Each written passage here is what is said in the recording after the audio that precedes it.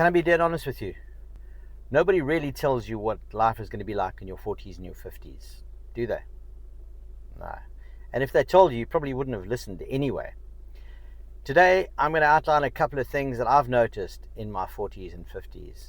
And man, somebody should have written a manual for this, because I got to tell you, some of it wasn't quite what I was expecting. Hi, I'm Pierre. I'm the host of 1 month of car conversations on this channel. Hopefully this content will resonate with you, and if you do like it, please do like it, and hopefully I'll earn your subscription at some stage, hopefully soon, because I'd like to grow this channel a little bit bigger than what it is actually right now. What they didn't tell you is that later on in life you would care less, and hopefully just in a good way. You don't care about the car you drive. Well, I suppose you do, but you don't. You care less about it. You don't care about the clothes you wear, although it's always good to present yourself nicely. I'd say you start dressing for comfort, not for appearance. You realize you don't need to impress anyone anymore, or everyone anymore, whichever one works for you. And I've got to tell you, I wish I'd known that in my 20s and 30s. Another thing they don't tell you is that your body has got other plans for you. You're not as bulletproof as you used to be, literally and figuratively. Oh my goodness, the aches and pains you can sometimes wake up with. And I mean, you know how easy it is to pull a muscle in your sleep? Suddenly you're making noises when you stand up, clicking, clacking, and crunching. It's a real thing. But hey, it's normal. Tablets and pills become as regular as brushing your teeth. And man, that wasn't in the brochure, because I hate pills. Also, my wife says that if you fall down the stairs, your coccyx will never let you forget it. And this is like a year-old injury already, and she's still taking strain. Something I found in my 50s is that I actually have learned to sleep. When I was younger, I was allergic to sleep. I hated sleeping because I thought I was missing out on life. Right now, I'm happy to miss out on life. I think the reason why is that your priorities end up shifting quite a lot. You start valuing things differently. Peace over drama, quality over quantity, a small circle instead of a big crowd, and a quiet night in, that becomes valuable. It actually becomes a really good night. Chilling with my babe on the couch, watching a bit of CSI or something similar, I prefer that to going out clubbing. My life's a little bit different because I'm out quite a lot with my DJing and stuff, so you know, it becomes quite valuable. I'm normally the guy who's asleep at 9 o'clock, my eyes start falling shut, and I'm the guy going upstairs to bed while everyone else is kind of still sitting around watching the Idiot Box. I'm getting ready for a sleep. Another thing they don't tell you is that you'll start reflecting more. Start reflecting over life that's gone and the life that's left. Interesting concept. Scary concept, but interesting. You start thinking, am I where I should be now in relation to what people say or that I planned? I don't know. Where are you in your life? Maybe you want to drop us a comment, let us know if you are where you thought you'd be in life. I certainly am not.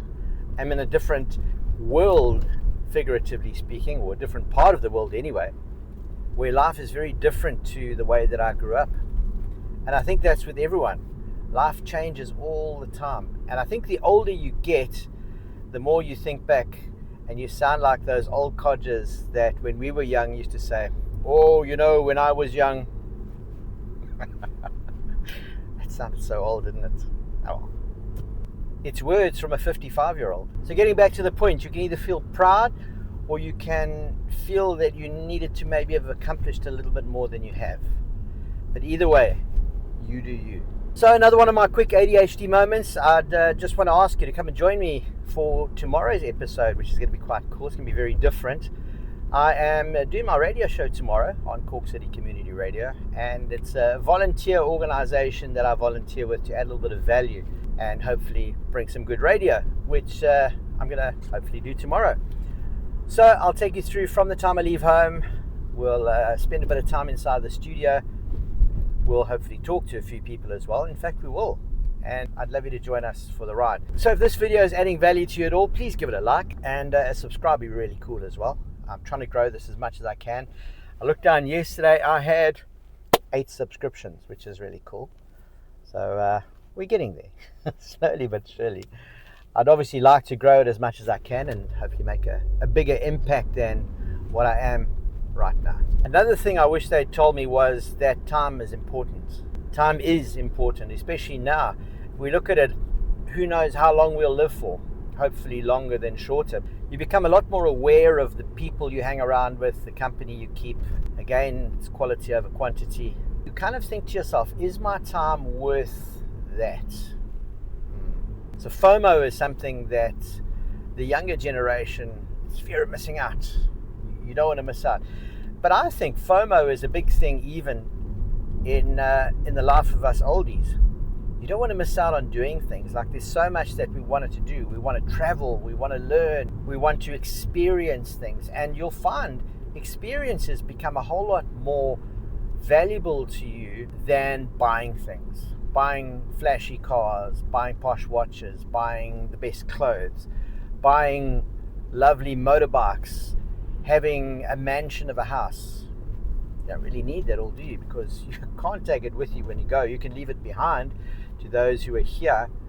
But I think those who you leave behind that still remain after you value your memory more than the flashy things that you had that you've left behind. I don't know. Tell me if I'm right, tell me if I'm wrong. Comments below. Another thing they didn't tell us is that we'd be more comfortable in ourselves. You know, when you're a youngster, you want to do it all. You want to have all the motorbikes, have all the cars, have all those nights out, parties till funny hours of the morning. Yeah, guilty as charged. Very guilty. But in your later life, those things aren't important because, like I say, for me, the couch is calling and Club Duvet opens for me at 9 o'clock. There's a new DJ playing there, by the way, DJ Pillow, legend. You know, another thing as well, your time is so important to you. You become more invested in your wife and your children because those are the things that really, really count. You know, you want to set your kids up for the best possible life they can have.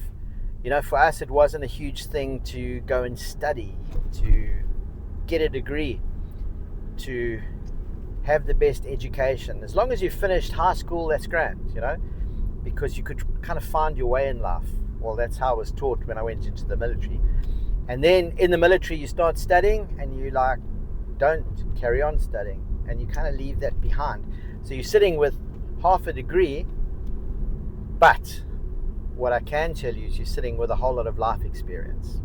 So to wrap it, I think you spend more time and invest more time in being who you are and not becoming who you think you are. Nobody really tells you that. There's no instruction manual. You just got to do life and do life well. Make the best of it. Make every moment count. So in closing, the 40s and 50s are not the downhill slope to your demise, to your end. Oh, that's so dramatic. Stop. No, it's not all that. In fact, if anything, it's the part of your life that'll start making a whole lot more sense. So if you're in your 40s and your 50s, I'd like to know from you, what is something that you would have liked to have been told in the form of a manual or a book or instruction or coaching? I'd like you to drop it in the comments below. Let us know. Get a bit of feedback. Get a bit of engagement, a bit of action going in the comments down below. It also helps the channel and it helps me to get found by the algorithm, the dreaded algorithm.